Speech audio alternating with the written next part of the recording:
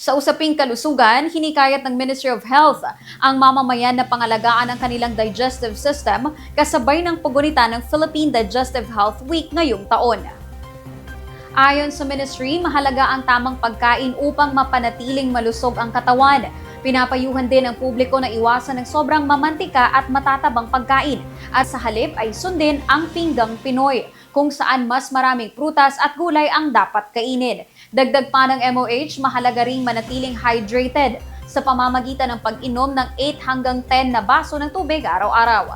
Pinapayuhan din ang mga residente na pakinggan ang kanilang katawan at huwag balewalain ang mga sintomas tulad ng pananakit ng tiyan at heartburn. Kung may nararamdamang kakaiba sa tiyan, agad na magpatingin sa pinakamalapit na rural health unit o hospital upang maagapan ang posibleng sakit at mapanatili ang kalusugan ng bawat bangsamoro.